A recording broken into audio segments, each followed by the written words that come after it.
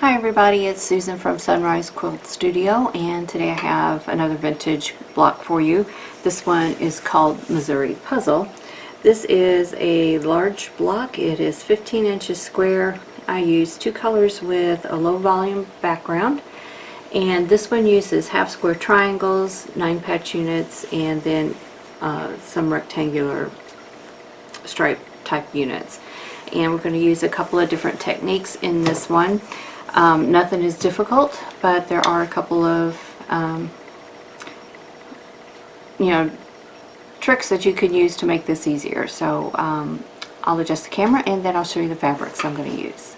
Okay, so here is the Missouri puzzle block, and you can see it has the 9-patch units and these 4 corners here, and then we got some stripe units in the center. We have 5 solid squares, and then we have a whole bunch of half square triangles. I'm going to use triangle paper to make the half square triangles since there's so many of them and they're all the same colors. And then I'll do strip piecing to make the 9-patch units and this striped unit here, these 4 here. So I'm going to lay this aside and show you what I have cut out. These are the A pieces, and these are the solid squares. And these I cut at 5. I cut 5 of them at 3.5 inches square. Now for C and D, I cut 2 pieces by width of fabric of the yellow and 2 by width of fabric of the background.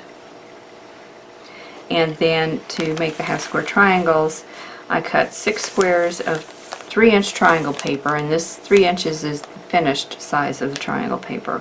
So triangles on a roll, it is H300, and for other brands you'll have to look and see what size their paper will give you, but you want your triangles to finish at 3 inches. So I cut 6 squares, and I've got my background and my print fabric there, and they're facing right sides together, and I have them pinned here with just straight pins. And then this is all ready to go to make half square triangles. The first thing I want to show you how to do is to do the strip piecing for the 9-patch units and for the striped units. Okay, what we're going to do is to make 2 different strip sets. One's going to be white with yellow in the middle, and the other's going to be yellow with white in the middle. So we'll start with the first one, and we'll need 2 pieces of the white fabric, background fabric, and then 1 of the yellow. And since these are with the fabric, I'm going to cut them in half because I don't want to cut or sew these long strips, and I really don't need them anyway. What you need for your background is you're going to need 2 strips that are 1.5 inches by 18 inches long, so that would be 1 full width of your fabric. And then you need 1 that's 1.5 by 13 inches. And I find it is easier to work with this if I just cut these all in half. So I'm going to go ahead and cut this one in half, and I'm going to take 1 of the yellows and I'm going to cut it in half. So I'm going to put them right sides together. And another trick for this block is to use a scant 1/4 inch seam allowance when you're sewing this. For everything except when you're sewing on your triangle paper, you're going to follow the lines on that paper. But when you're sewing your units together and doing the rest of the piecing, a scant 1/4 inch seam allowance will help you. So I'm going to set my needle here. I'm going to move it over just 1 notch, so just 1 little click, and on my machine it'll now say 4.0 instead of 3.5 as far as the width. And then I'm going to set my stitch length down to 2.0, which is my normal stitch length, and I'm using a 50 weight thread, so I've got a couple of things working for me to help keep everything in the right size. Is the narrower thread, the scant 1/4 inch seam allowance, and then a good pressing technique, and that will all help. So I'm going to go ahead and sew these 2 together.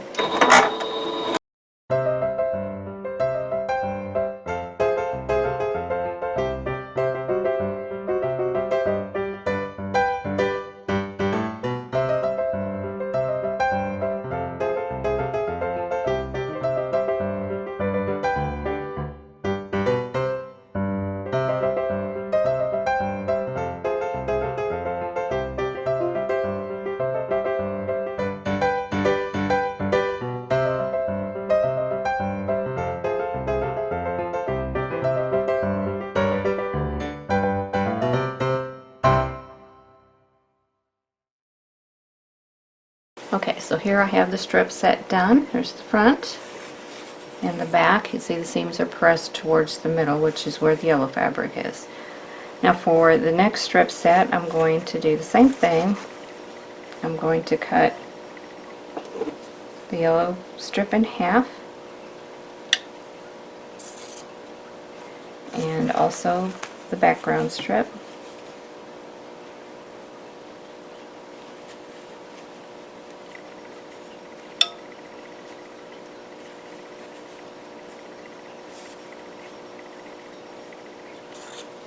And I need 2 yellow strips and 1 background.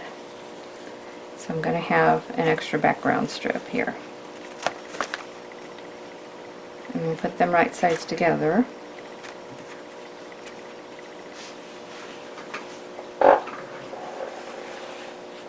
And sew them the same way I did the other one.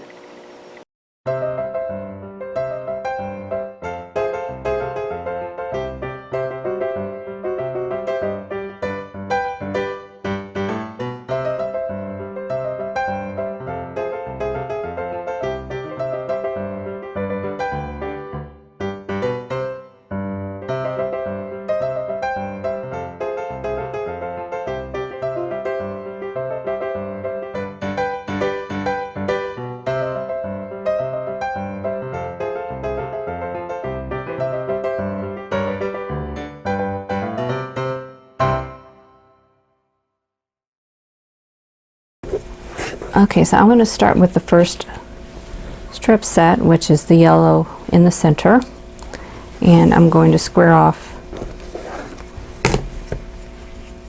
this end and then turn it around, and I need to cut 4 pieces that are 3.5 inches wide.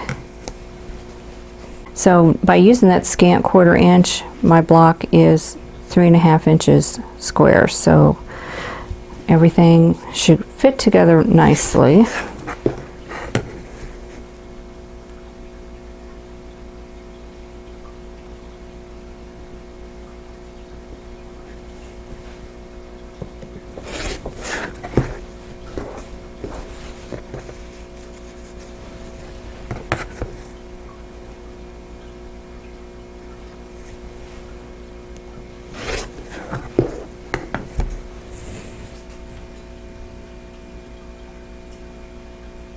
And I'm watching the seaming and making sure everything is square.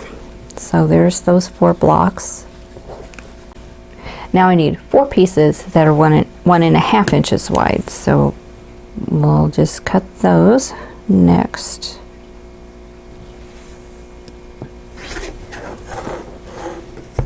I have this much left over. Okay, for strip set number 2, I need 8 pieces that are 1.5 inches wide, so I don't need as many here. But I'm going to go ahead and square up this end. And I'm lining up this seam with a line on my ruler.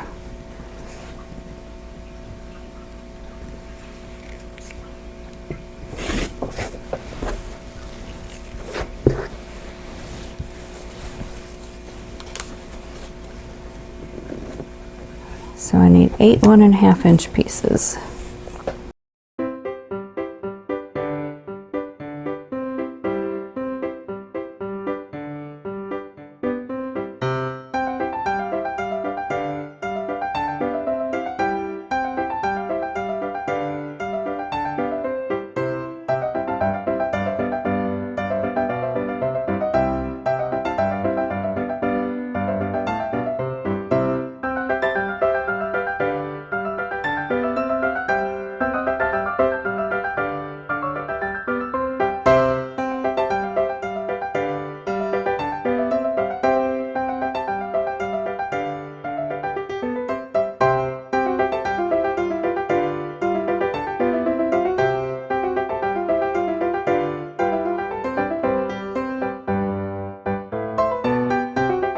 So I have this much left. So these are the ones I only needed 13 inches of instead of 18. So I'm going to lay this aside for another project. Okay, now these little 1.5 inch strips that we cut, I need to sew these into 9 patches. So what I'm doing is stacking them all together. So I have 4 of the yellow, white, yellow, 4 of the white, yellow, white, and then 4 again of the yellow, white, yellow. And I'm going to sew these seams here, and then I'll wind up with 4 9 patches. So I'm going to go back to the sewing machine and do some sewing. Okay, once again I want to use a scant 1/4 inch, so I'm going to move my needle back over to the right, and I'm going to chain piece all these together and just make sure that my seams are nested. So since everything is pressed towards the yellow, everything should nest here. So you can pin these, or you can just go by feel.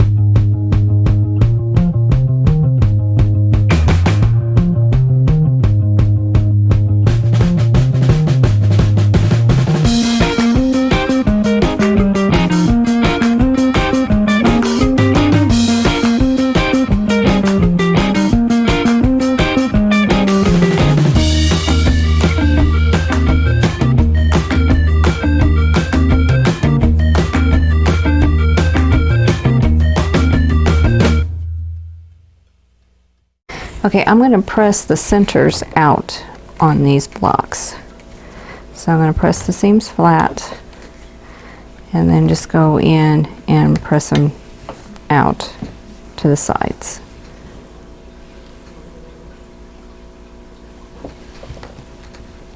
And lay them down to cool. And this is a good place if you have tailor's clapper to use here. It's time to make the half square triangles. So I'm going to use the triangle paper and go to the sewing machine and sew these. Okay, so I am going to put my needle back to the middle position, and I'm going to go down to 1.8 stitches per inch. That'll just make it easier to tear the paper when the time comes for that. And I'm going to stitch on the dotted lines.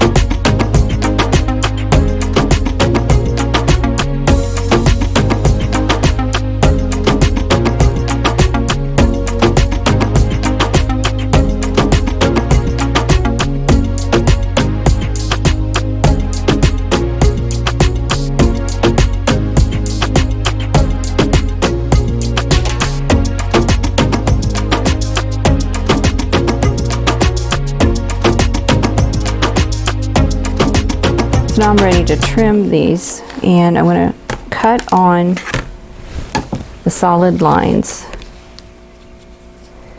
So just line up my ruler and trim it, and I'm using the same rotary cutter I use for cutting fabric, and I'm doing the outside first.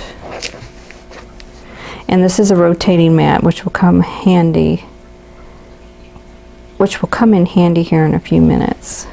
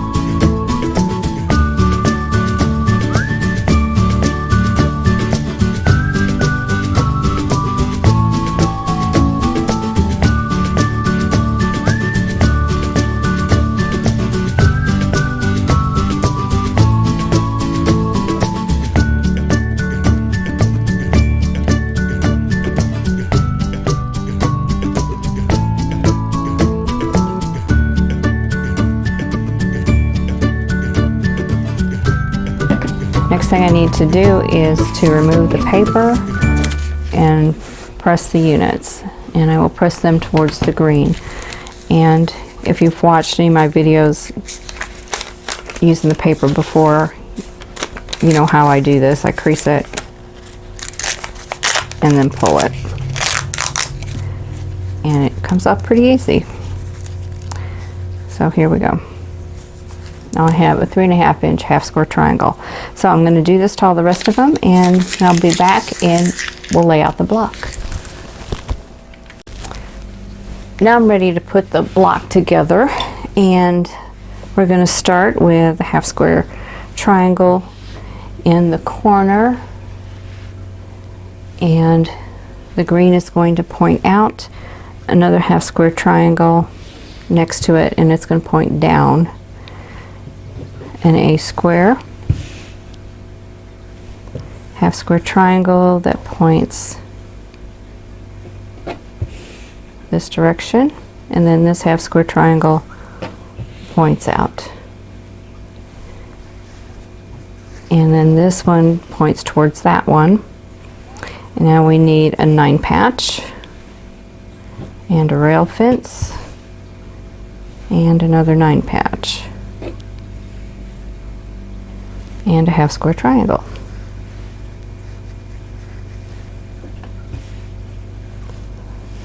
Now we need an A square, a rail fence, and you're making sure your colors are alternating, so you have a yellow to the background, yellow to white, another rail fence, and another A square. And then half square triangle, which goes, yeah, this way. Nope, this way. 9 patch. I'm watching my diagram because otherwise I will get it messed up.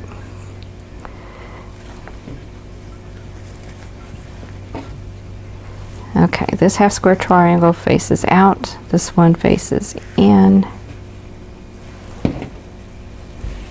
single square, this one faces in, this one faces out. Okay, that looks correct. Okay, so here we go. It's hard to get everything in, but it's barely in the frame there, but there we go. This is the Missouri puzzle block.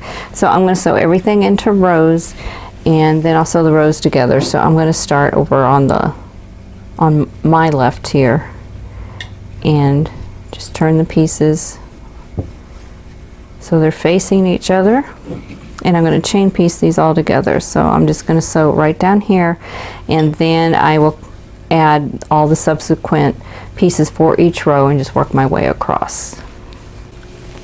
I'm going to continue using my scant 1/4 inch seam allowance here because there are a lot of pieces in this block. Now here I've got 2 seams to match in the half square triangle, so I'm going to make sure those nest together.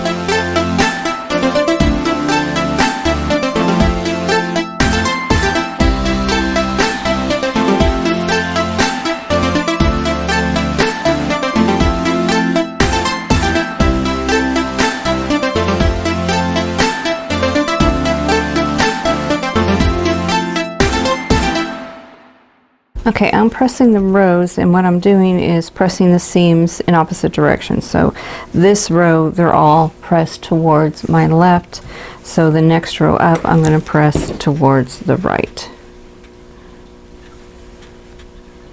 And I'll just keep going with this all the way through the block.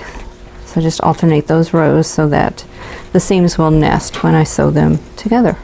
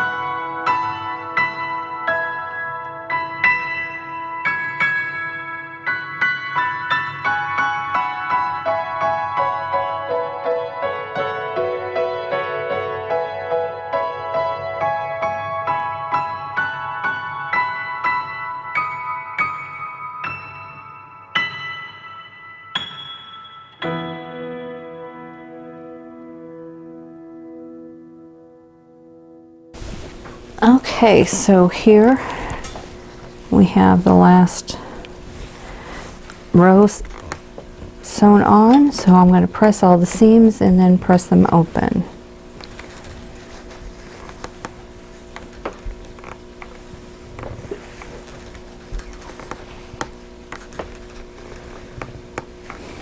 I'm just going to press all the seams and then press them to one side, figure out what side I want to do it to. Okay, you can see what it's doing. This is flat and these two sections are raised, so I'm going to press out on both of these. So I'm just going to go start on one side and press out.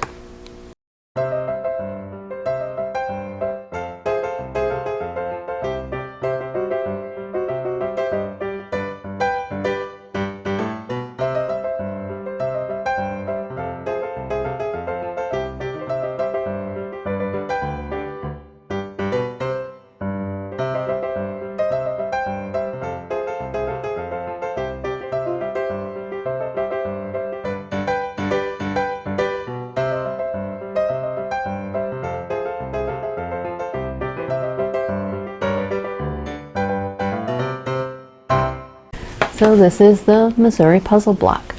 I like how it forms a star. Got the star points here. And if you have several of these blocks, let me grab the other one and lay it next to there. Since these are large blocks, I really don't have a whole lot of room. But see, you get a secondary design right here. So put two more blocks up here, you'd wind up with a diamond or a square on point. So, you know, this could make a very interesting quilt. So I hope you give this one a try. So I hope you enjoyed this video, and I hope you ignore the creaking upstairs. My husband just came home from work and he's in the kitchen, which is right above me.